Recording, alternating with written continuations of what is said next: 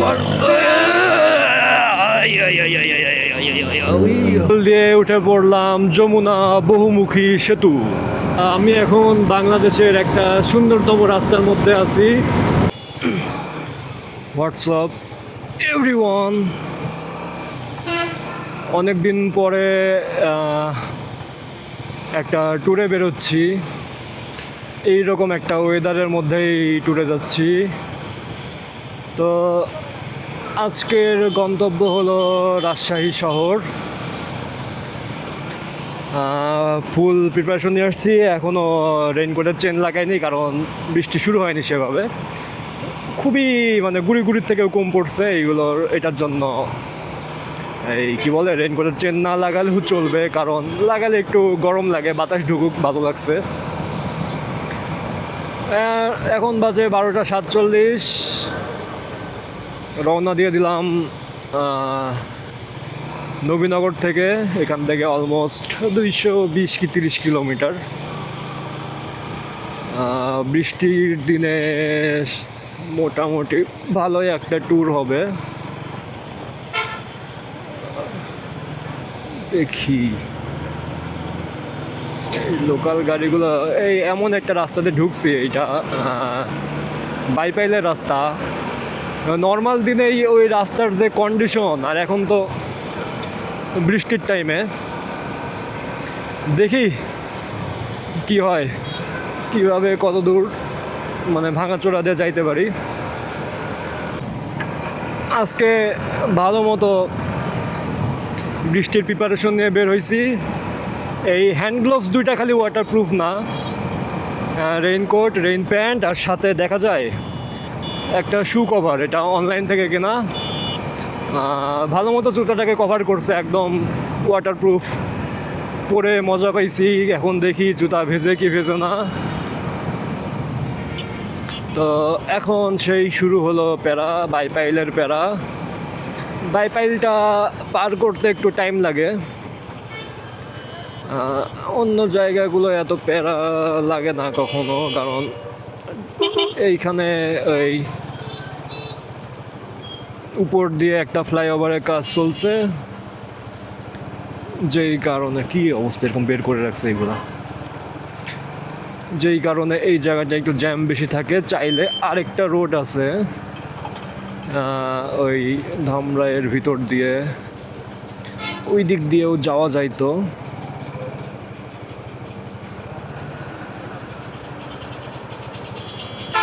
যাবো ওই দিক দিয়ে, প্রচুর খারাপ, এরা নাই। জুতার তো কিছু হবে না, কারণ শু কভার পরা আছে। দেখি এমন একটা রাস্তা দিয়ে চালাচ্ছি, এই রাস্তায় যে ইট দিয়ে কোনো রকম মেরামত করছে চলার মতো। এই যে উপরের এই ফ্লাইওভারটা না হওয়া পর্যন্ত এই রাস্তা ঠিক হবে না। উফ, এই কিডনি বিডনি সব ভেঙে গেল মনে হচ্ছে এই রাস্তা দিয়ে এসে। আমি যদি এই রাস্তা দিয়ে চলার পরে নিজের এক্সরে করাই, দেখা যাবে যে কিডনি বুকে উঠে গেছে, এই জ্যাম। তারপরে হার্টবিট বলছি, এই হার্ট কোমরে নেমে গেছে, আর কি কি যেন আছে বডিতে। ব্রেন চলে যাবে পেটে, আর পাকস্থলী মাথায়। এই একটু আগে যে এখানে একটু মোটামুটি রাস্তা চলার মতো, একটু আগে যে রাস্তা পার করলাম, এই রে ভাই, আর যাইতাম না, আমি আর যাইতাম না, কানে ধরছি। জীবনে এই রোডে আর ঢুকবো না। ধামরাই দিয়ে খুব সুন্দর একটা রাস্তা আছে, আবার কি করে যাই, এটাকে আগে দিয়ে ধামরাই ওইখানে সুন্দর একটা রাস্তা আছে, সেই রাস্তা দিয়ে একবারে কালিয়াকৈর উঠা যায়। ওই দিকে রাস্তা একটু ছোট হলেও এরকম কিডনি লক করার মতো রাস্তা ওইটা না। বাইক দেখে তাও উড়ি বাবারে, বাইক দেখে তাও পার হইলাম, বাট যারা বাসে সহ অন্যান্য ভেহিকলসে আছে ওরা না জানি কত কষ্ট করে নিজের কিডনি বাঁচাচ্ছে। ওই ফাঁকা পাইছি রে।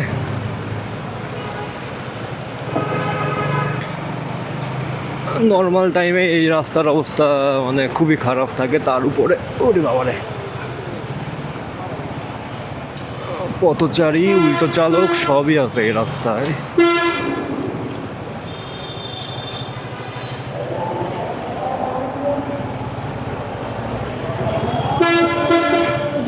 খাইছে রে উড়ি বাবারে, এ তো আমার গাড়ি অর্ধেক ডুবে গেল এই কাদার মধ্যে। এই তো কাকা ভালো করছে, উপর দিয়ে যাচ্ছে। উড়ি গর্ত, গাড়িরই তো বিসি মিসি সব লক হয়ে যায় তো রে। ওনার তো ওই যে একদিকে হেলে গেছে পিছনের মালপত্র, দাঁড়াইতে হবে ওনাকে।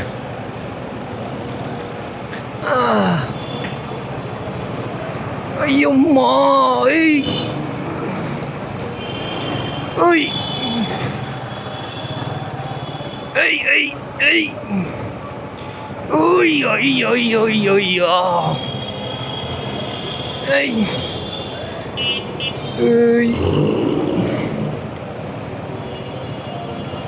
এই আমার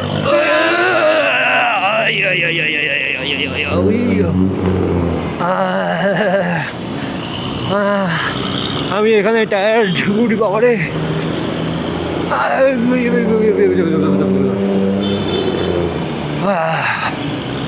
ফুল টায়ার্ড এইটুক জায়গাতেই।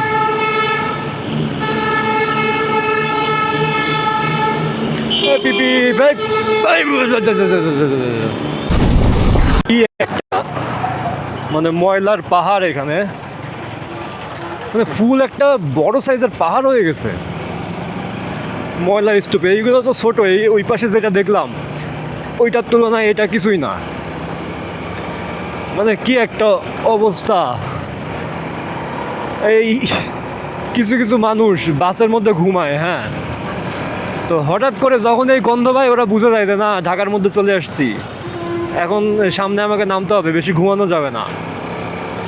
মানে সাভার এলাকাটা বিশেষ করে বাইপাইলের এই পাশটা বা ঢাকার গাবতলী ঢোকার আগে মানে প্রচুর বাজে ময়লা টয়লা দিয়ে একদম জঘন্য অবস্থা। আর এই দিকের তো অবস্থা মানে কি আর বলবো। এই একটা ভাঙাচোরা রাস্তা পার করে কিছু দূর ভালো রাস্তা পাইছিলাম, আর গর্তগুলো সেই সেই একেবারে। গাড়িগুলোর ভিতরে 5-6 বেশি নিলেই বিপদ। ওরে বাবা,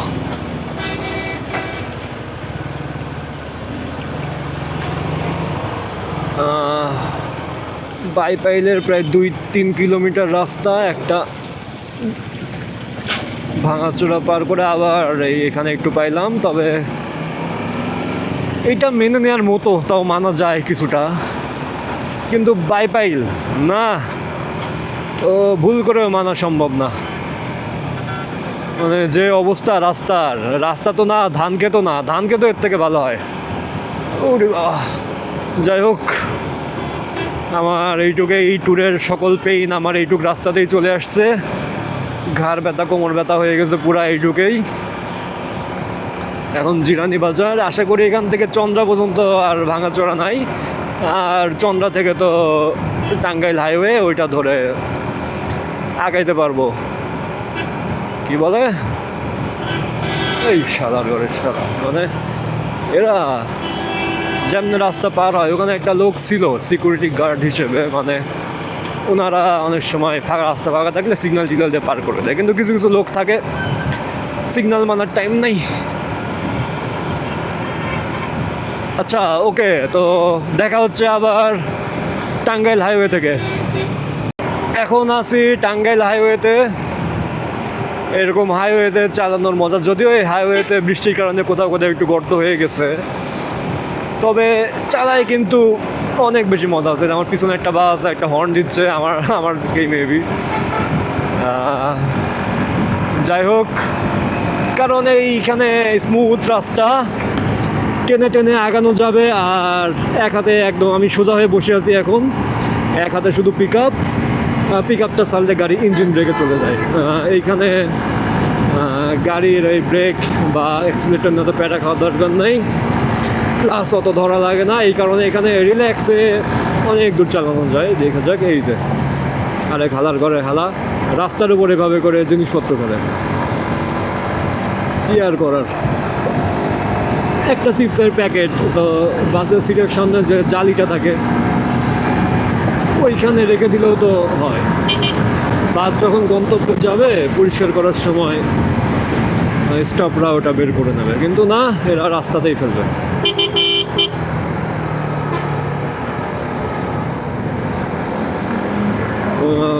এখন 1:24 বাজে, খুব ভাঙাচোরা একটা জঘন্য রাস্তা দিয়ে চন্দ্রা পর্যন্ত এসেছি।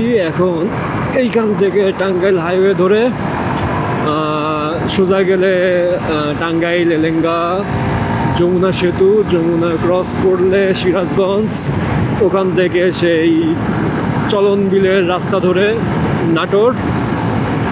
নাটোর থেকে রাজশাহীর দিকে চলে যাব। তো এইটা হচ্ছে আমার রুট প্ল্যান। ফুল একটা সোলো ট্যুর হচ্ছে, একা একা, বাইকেও একা, সাথে কেউ নাই, অন্য অন্য বাইকও নাই। সে যাই হোক, রাস্তা ধরে এগোতে থাকি। Let's enjoy this ride. আচ্ছা, টাঙ্গাইলের একটা এই তেলের পাম্পে দাঁড়ালাম, ধেরুয়া মির্জাপুর টাঙ্গাইল লেখা। তো একটু বাইক চালানোর এটা সুবিধা হচ্ছে যে ওয়াশরুম একটু চাপ দিলেই তেলের পাম্পে দাঁড়ানো যায়, তেলের পাম্পে টাকা পয়সাও লাগে না, ফ্রি। আর বৃষ্টি শুরু হয়েছে দেখে রেনকোটের চেনটা লাগালাম। আর এই যে আমার সেই শু কভার, ভালো সাপোর্ট দিচ্ছে আজকে একদম। আমি এটা পরে এই কি বলে কাদার মধ্যেও পা ফেলছি কয়েকবার, কারণ বাধ্য ছিলাম, যে ভাঙাচোরা রাস্তায় ছিলাম, কি আর করব। যাই হোক, এখন বেশি না 30 কিলো মতো আসছি এখান থেকে, আবার 29.3 কিলো। ঠান্ডা দিনে একটু চাপ বেশি দেয়, এই চাপ দেওয়াটা স্বাভাবিক। বৃষ্টি শুরু হয়েছে আবার এদিকে, তো বৃষ্টির মধ্যে গুড়ি গুড়ি বৃষ্টির মধ্যে আবার হাইওয়ে ধরে বাসটাকে যে করে দিতে হবে। এ তো এখনই গোসল করাই দিতে হবে। চলো,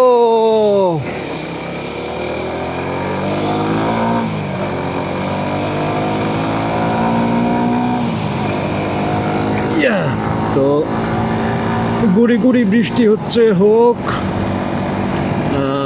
এর মধ্যে দেখায় আমি ফুল কভার্ড অবস্থায় আছি। ফুল কভার্ড বলতে গ্লোভসটা বাদে বাকি সব ওয়াটারপ্রুফ, আমার ক্যামেরা ওয়াটারপ্রুফ।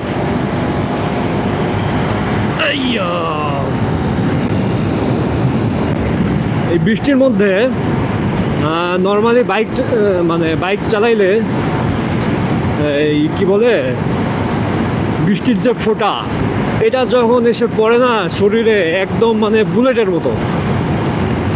রেইনকোট বললে এই প্যারাটা থাকে না, রেইনকোটটা মানে সব মানে প্যারাগুলো নিয়ে নেয় তার উপর দিয়ে। হ্যাঁ, এই কারণে রেইনকোট পরে বৃষ্টিতে মানে স্পিডিং একটু করা যায়। আর রেইনকোট যদি না থাকতো এই বাইকের স্পিড 40 ক্রস করতে পারতাম না আমি, কারণ 40 ক্রস করলেই একটু ঠাস ঠুস করে মানে যেভাবে বুলেট এসে লাগতো। এখন সময় 1:37, লাঞ্চের মেবি টাইম হয়ে গেছে। হ্যাঁ, তবে এখন দাঁড়ানোর কোনো ইচ্ছা নাই, লাঞ্চ করি। বাবারে, এই কংক্রিটের রাস্তা কি অবস্থা! রাস্তাটা সুন্দর আছে, ভালো ভালো বাঁক আছে, কিন্তু কর্নারিং করার মতো কোনো সাহস নাই। কর্নার আসলে একটু ধীরে ধীরে চলতে হবে, বিকজ রাস্তা ভেজা, ওয়েদার ভেজা, তারপর টায়ার ভেজা, সবই ভেজা। এই হাইওয়েগুলোতে বাম পাশে ভালো প্রোটেকশন দেওয়া আছে, এরকম কুত্তা যদি রাস্তার মাঝখানে চলে আসে, ভাবেন গাড়ি 110, এই যে ঠাস করে কুত্তা ভিতর দিয়ে বেরোয় আসলো। হ্যাঁ, আপনিও পুরো একদম একদিন মেরে যায় গা কুত্তে কি মত, এই কুত্তার আপনি দুইটাই একই হয়ে যাবে। একটু হলেও মানে এইগুলো আরেকটু উঁচু করে দিলে একটা প্রোটেকশন দেওয়া উচিত অ্যাটলিস্ট এই হাইওয়েগুলোতে, কারণ এখানে বাইক তো চলেই, প্রাইভেট কার বাস টাস যাই চলে অনেক ভালো স্পিডেই চলে, যেহেতু রাস্তায় স্মুথ, দরকার এগুলো দরকার। আমি এখন এলেঙ্গাতে আছি, এইখানে এই যে ডান দিকে রাস্তার কাজ মানে ফ্লাইওভার বানাচ্ছে মেবি কিন্তু এখানে যে কাজটা করছে যে এই যেদিক দিয়ে গাড়ি যায় এই লেনটা মানে এই কী বলে কংক্রিটের বানাই দিচ্ছে। কংক্রিটের বানানোর কারণ হচ্ছে যে রাস্তার মানে কংক্রিটে একটু খরচ বেশি যায়, কিন্তু কংক্রিট দিলে মানে গাড়ি বারবার ব্রেক করে, যেখানে যেখানে একটু প্রেশার বেশি যায় সেই জায়গাটা টেকে ভালো। তো কংক্রিটের রাস্তা বানায় এই দিক দিয়ে যে ফ্লাইওভারের কাজটা করছে এটা অবশ্যই মানে একটা ভালো ইঞ্জিনিয়ারের কাজ, সে ভালো মতো বুদ্ধি বের করছে। এই যে ডান দিক দিয়ে ময়মনসিংহের রাস্তা, ফেব্রুয়ারিতে আমি সিফাত যে ট্যুরে গেছিলাম জামালপুর দিয়ে এই দিক দিয়ে ব্যাক করছিলাম। আচ্ছা যাই হোক, যেটা বলছিলাম এই কংক্রিটের যে রাস্তাটা অত সহজে ভাঙে না, কিছু হয় না, আর এদিকে তো কাজ চলছে, কাজ চলুক, এই জিনিসটা কিন্তু অনেক ভালো একটা বিষয়। কিন্তু বাইপাইলে যে কাজটা করে নিচে হচ্ছে গর্ত, মানে এত গর্ত যে বাইক অর্ধেক ডুবে যায় এরকম অবস্থা, তারপরে হচ্ছে পানি, বাজে রাস্তা, গাড়ি তো ব্রেক মারতেছে, উপরে কাজ করতেছে, রাস্তা অর্ধেক ব্লক, মানে বিশ্রী একটা জঘন্য অবস্থা। বলে লাভ নাই, আমি বললে সমাধান হয়ে যাবে না, তবে সতর্ক থাকা উচিত ছিল। আচ্ছা, তো চলে এসেছি না চলে আসিনি, এলেঙ্গা পার হলাম মাত্র, এখনও অলমোস্ট মেবি 10 থেকে 12 কিলো পরে কি বলে যমুনা সেতু, তারপরে সিরাজগঞ্জ। তো আপাতত বাই বাই, দেখা হচ্ছে যমুনা সেতুতে। আচ্ছা, ছোট্ট একটা জিনিস দেখানোর জন্য ক্যামেরাটা অন করলাম, সেটা হচ্ছে এই যে এটা কংক্রিটের লাইন, ওদিকে পিচের লাইন, তার পাশে রেল, ওই দিক দিয়ে রেল আসছে। এটা কিন্তু দেখতে সুন্দর লাগে, একবার আমি রাইড করছিলাম রেলের সাথে এভাবে, ওই দিক দিয়ে রাইড করতে পারলে মজা লাগতো। রেলগাড়ির সাথে একটা রেস হয়ে যাইতো, পারতো না আমার সাথে, হ্যাঁ যদিও। যাই হোক, এই রাস্তা দিয়ে মেবি ফেরা হবে না, রাজশাহী থেকে ওদিক দিয়ে ঝিনেদা যায়, আবার সেই পুরাতন যে রোড, সেই ঝিনেদা মাগুরা ফরিদপুর হয়ে ওই দিক দিয়ে ঢাকায় ব্যাক করবো। এখান থেকে আপাতত রাজশাহী যাই, দেন দেখা হবে কোন দিক যাওয়া যায়। দুইটা রাস্তার মাঝখানে সুন্দর একটা লেক, যদিও বৃষ্টির কারণে লেকটা হয়েছে, সুন্দর, ভালো লাগতেছে। টোল দিয়ে দিলাম, টোল 50 টাকা, টোল দিয়ে উঠে পড়লাম যমুনা বহুমুখী সেতু। এখন এই পাশ দিয়ে আর ট্রেন যায় না, নতুন ট্রেনের লাইন হয়েছে এই যে বন্ধ, ইট টিট দিয়ে ফেলে রাখছে। এই যে না দেখা যায় ওইদিকে রেল সেতু, এটা যমুনা সেতু। এই সেতুর কি বলে মানে এই সাইজটা অনেক ছোট বলতে এই প্রস্থের কথা বলছি, এই প্রস্থ 2টা লেন মানে অনেক ছোট জায়গা, 2টা গাড়ি পাশাপাশি গেলে মানে আর জায়গা থাকে না। আর এই সেতুতে দাঁড়ানো নিষেধ হওয়া স্বাভাবিক, কারণ লেনগুলো অনেক ছোটো এখানে। 5 কিলোমিটার মেবি সেতুটা লম্বা। এই সেতুর ওপাশে সিরাজগঞ্জ, তারপরে নাটোর।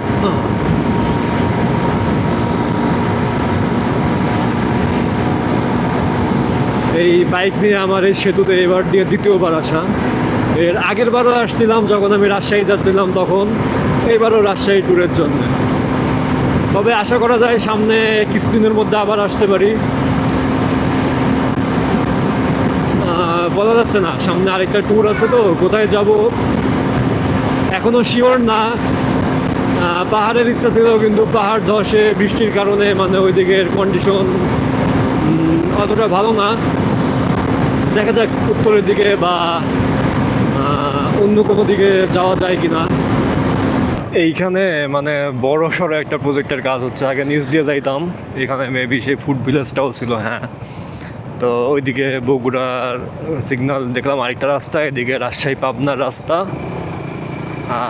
হ্যাঁ, উপর দিয়ে ফ্লাইওভার দিয়ে বড় একটা জায়গা বানাচ্ছে। আর এখানে ফুড ভিলেজটা তো অনেক আগে তুলে দিছে, মেবি এই প্রজেক্টের কারণে ফুড ভিলেজটা গেছে। এই বন্যার পানি রাস্তায় তুলে দিয়েছে। যাই হোক, আমারও তো প্যারা নেই।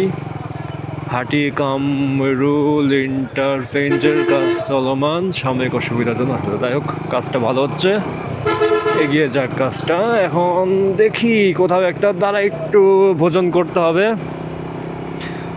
অনেক টানাটানি করে আসছি, একটু ছোট্ট একটু রেস্টও দরকার, সাথে পেটের একটু খাওয়া দাওয়া দরকার। 111 কিলো চলে আসছি, মানে অলমোস্ট হাফ ওয়ে, মানে অর্ধেক রাস্তা চলে আসছি। এখন এই 220 কিলো তো, আর 109 কিলো মতো আছে। রাজশাহী, বগুড়া, রংপুর সামনে টার্ন ব্যবহার করুন মানে। আচ্ছা হ্যাঁ, ফ্লাইওভারটা দিয়ে আমি যেই পথে ঢুকছি এটা হচ্ছে পাবনা রাস্তা। এই কারণে ওই দিক দিয়ে এসে ইউটার্ন নিতে হলো এখানে। ম্যাপে একটু দেখে নিলাম, যেহেতু এখানে অনেকগুলো রাস্তা বানাইছে। তো যে রাস্তাতে যাচ্ছিলাম ওটা সোজা গেলে পাবনা। এখন আমাকে এই পাশ দিয়ে মানে বামে যেতে হবে। এখান থেকে বামে যাব, বামে গেলে তখন ওই রাজশাহী হাইওয়েটা ধরতে পারবো, মানে বনপাড়ার দিকে যে রাস্তাটা। তো যাই হোক, সুন্দর বানাইছে। এই হাটি মাকুম নাকি হাটিকুল না, যাই হোক কিছু একটা হবে জায়গার নাম, সেই জায়গা ফ্লাইওভারটা। এই যে ওই রাজশাহীর দিকে যে লেনটা গেছে ওইটার কাজ হয়নি এখন। এইখানে পাবনার দিকে লেনে এসে এই দিক দিয়ে একটু ঘুরে আসতে হবে। আচ্ছা, এইসব নিয়ে প্যারা নাই, এইটু ঘুরলে কিছু প্যারা না। সেই করতেছে রে জায়গাটা। এখন আগাতে থাকি, এগিয়ে এগিয়ে যাই। কই যাব তো সোজা রাজশাহী, ডানে ঢাকা, বগুড়া, রংপুর সব সোজা যাবো আমরা। সবচেয়ে উত্তম কাজ হচ্ছে রাজশাহীর কোনো গাড়িকে ফলো করা, বেস্ট। যেমন ওই সামনে একটা ন্যাশনাল ছিল, ওটা সোজা চলে গেছে,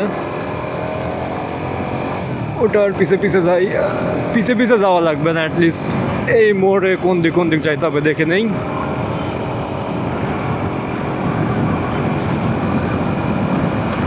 এই তো কাজ হয়ে গেছে। এই দিক দিয়ে সোজা গেলে এখন বনপাড়া থেকে এই কি বলে ডান দিকে রাজশাহী।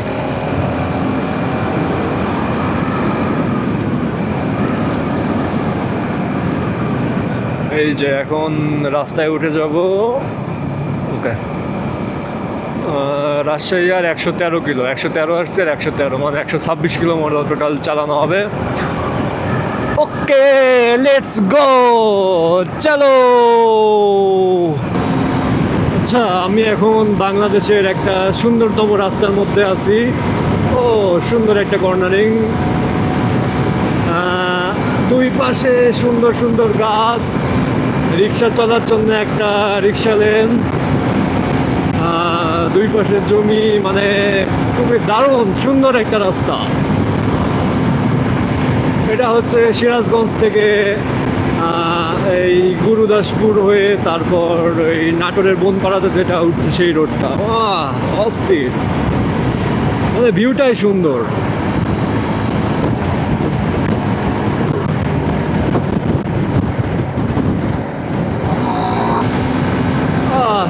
সেরা রাস্তাটা সেরা, পুরা 2 লেনের তো, এই কারণে গাড়ির চাপ থাকলে একটু প্যারা হয়ে যায়, কিন্তু রাস্তাটা পুরাই কড়া রাস্তা একদম।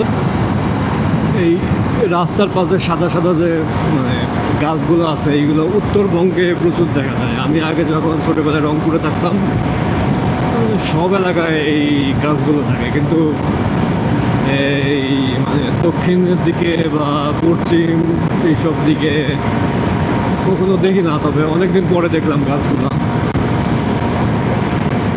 এখন যে কই আছি, সিরাজগঞ্জ বা নাটোর, এই দুটার কোথাও একটা আছি মাঝামাঝি। এই রাস্তায় একটা টোল প্লাজা আছে, ওইটাতে তো এখনো আসিনি। আচ্ছা, এখানে এই সিরাজগঞ্জ পার করার পরে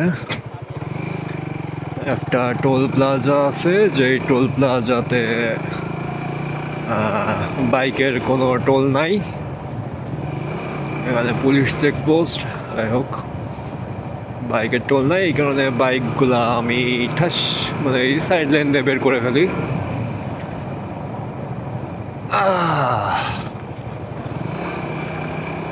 এই নাটোরের মধ্যে ঢুকে গেছি কিছুক্ষণ আগেই।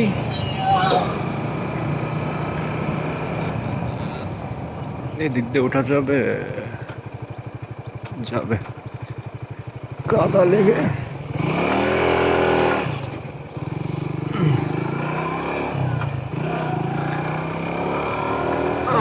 এখন নাটোরের মধ্যে এই সুন্দর রাস্তা দিয়ে। আচ্ছা, একটা জিনিস চেক করে, আমার গাড়ি মাইলেজ দিচ্ছে আমার আজকে 38 দেওয়াটা স্বাভাবিক, কারণ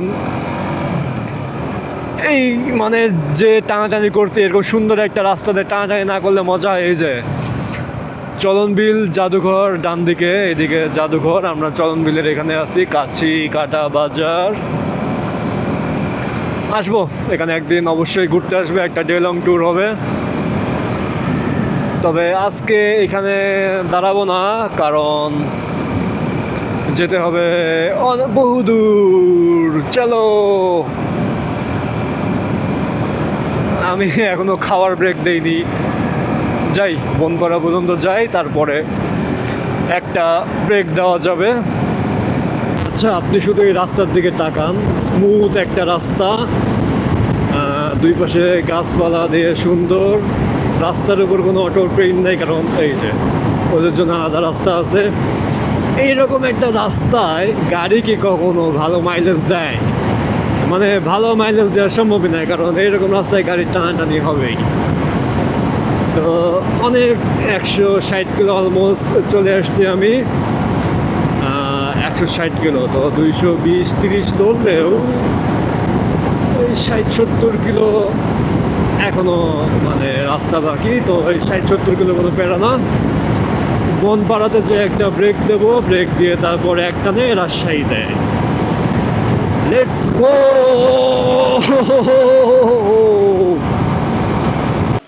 আচ্ছা, তো 170 কিলো রাইড দিয়ে একটা রেস্টুরেন্টে একটু ব্রেক দিলাম, খাইলাম মাত্র। খাবারটা ভালো ছিল, রেস্টুরেন্টের নাম ভুলে গেছি। আমার এই মাইক্রোফোনটা একটু চার্জে দিলাম, ভালো চলছে, পুরো রাস্তা অন ছিল। এটা অবস্থা চুলের, এসির মধ্যে আছি, ঠান্ডা হয়ে নেই, যদিও বাইরেও ঠান্ডা, আজকে গরম নেই। তো এখন ক্যামেরার ব্যাটারিটা মেবি এখনও 40% মতো চার্জ আছে, তবুও চেঞ্জ করে নেই, কারণ আর ব্রেক দেবো না। 3টা ব্যাটারি যেহেতু আছে। অনেক রাইড করে আসছি, এটা ভালো সাপোর্ট দিচ্ছে আমাকে। একবার চার্জে সারা পথ অন ছিল, কিন্তু সেই 4 ঘন্টার মতো অনই আছে এটা। এখনও চার্জ দিলাম 60% হয়েছে, এটা দিয়ে রাজশাহী আরামে চলে যাওয়া যাবে। তো 170 কিলো চালাইলাম, আর কত বাকি? 50-60 কিলো মতো বাকি হবে। আচ্ছা, তো রওনা দেই, দেখা হচ্ছে আবার মোটর ব্লগে। আচ্ছা, ব্রেক শেষ। নাটোরে একটা হোটেল থেকে খাওয়া দাওয়া করে নিলাম, খাবারটা ভালো ছিল। হোটেলের নাম ছিল বনফুল, এলাকার নাম কি জানো, বড়াই গ্রাম, কি এটা কি বাস স্ট্যান্ড খেয়াল করিনি। যাই হোক, চলতে চলতে পেলাম যেসব মানে হাইওয়ে হোটেলে বাস দাঁড়ায় থাকে সেসব হাইওয়ে হোটেলে আমি খাওয়াটা পছন্দ করি না, কারণ ওখানে দাম বেশি আর খাবারটা অত ভালো লাগে না। এইটার পিছনে রিজনটা হচ্ছে যে বাসের ড্রাইভারদের সাথে হোটেলের একটা ডিল করা থাকে, তো ড্রাইভাররা ফ্রিতে খায়। আর মানে হচ্ছে মানে ডিল করা হোটেলগুলোই এক কথায়। আর কিন্তু আমি এই একটা হোটেল পাইলাম, হঠাৎ করে দেখি প্রাইভেট কার, মানে বাস দাঁড়ায়নি, প্রাইভেট কার বাইক এইগুলো দাঁড়ায় আছে, তার মানে খাবার ভালো, কারণ এই প্রাইভেট গাড়িগুলা ভালো জায়গাতেই দাঁড়ায়। তো এখন আগাতে থাকি নাটোর থেকে রাজশাহীর দিকে, সামনে যে বাম পাশে রাজশাহীর যাওয়ার হাইওয়ে আছে ওই দিক দিয়ে চলে যেতে হবে। তো চলো চলো, গাড়ি আজকে তেল ভালোই খাইছে, এক দাগ তেল আছে, এখনও চলবে, অনেক দূর যাবে।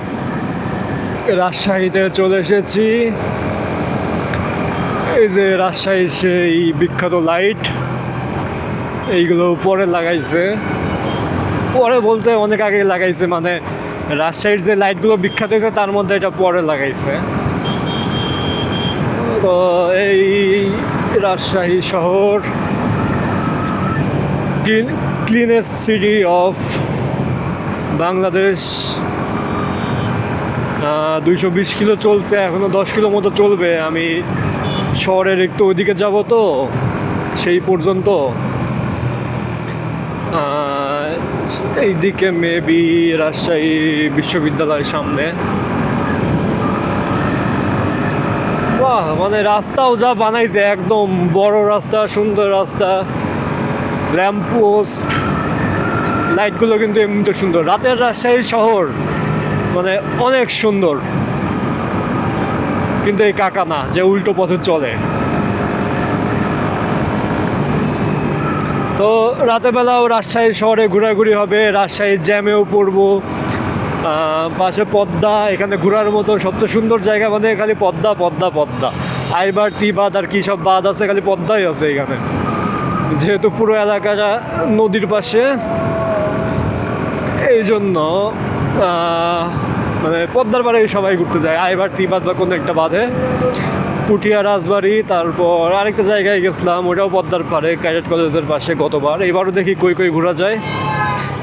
এই যে ডান দিকে রাজশাহী বিশ্ববিদ্যালয়।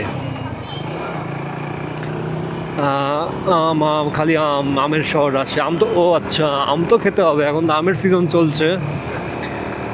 শহরটা পরিষ্কার রাখুন না, আসলেই কেন জানি ভালো লাগে রাজশাহী শহরে। আমি সেভাবে কখনো থাকিনি, তবে রাজশাহীর উপরে একটা ভালো লাগা কাজ করে।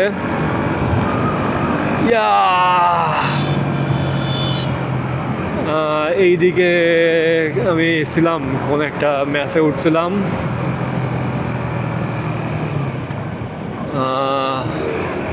এই দিক দিয়ে পরীক্ষাও দিতে গেছিলাম রাজশাহী বিশ্ববিদ্যালয়ে, সেই 3-4 বছর আগের কথা।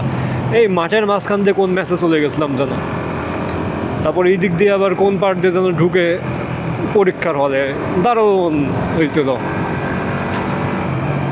তো অনেক বড় ব্লগ হয়ে গেছে, আর কথা না বাড়াই।